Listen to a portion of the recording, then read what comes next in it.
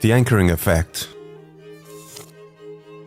Whenever we have to guess something, let's say the population of Russia, we use anchors, starting with something we know for sure to be true, so it must be greater than 1, must be less than 7 billion, and is less than the population of China. We then take these anchors and explore the unfamiliar territory. Unfortunately, we use anchors when we don't need to. Take a moment to pause and look at these two questions.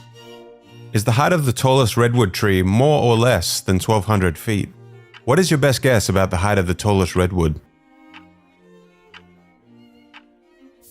If we ask Group A these two questions and Group B these two questions, we would consistently get very different answers because of the anchoring effect. The words and numbers we use anchors people's decisions. But the anchoring effect doesn't only apply to numbers that appear informative, such as in the tree example. According to Kahneman, anchors that are obviously random can be just as effective as potentially informative anchors. An experiment was conducted on German judges with an average of 15 years experience. Each judge was read a description of a woman who had been shoplifting, then asked to roll a pair of dice, which were loaded to only add up to 3 or 9. As soon as the dice stopped, they were asked to answer how long they would sentence this woman.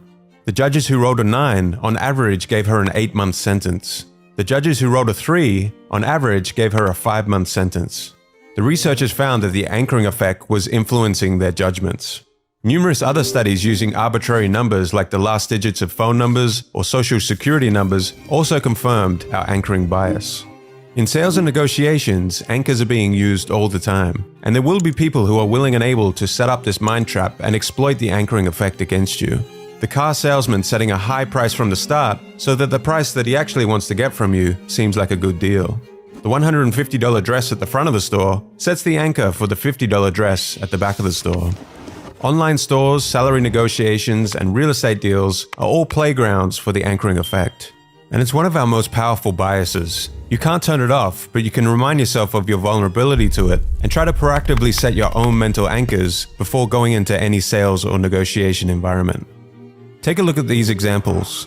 Let's say I want to sell my book. You can get my online course for $1,999, or you can get my book for just $15.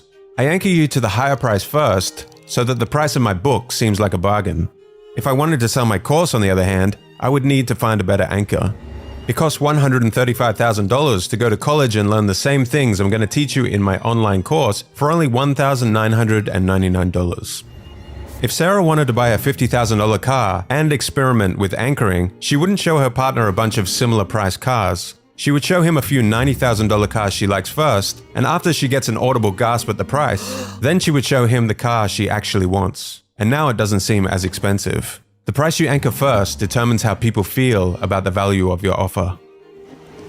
They have sent us the asking price for the home. Let's not let the numbers influence our thinking. Set it aside, let's perform our own due diligence and arrive at our own number. Our objective in this negotiation is to move first and get them anchored to this number.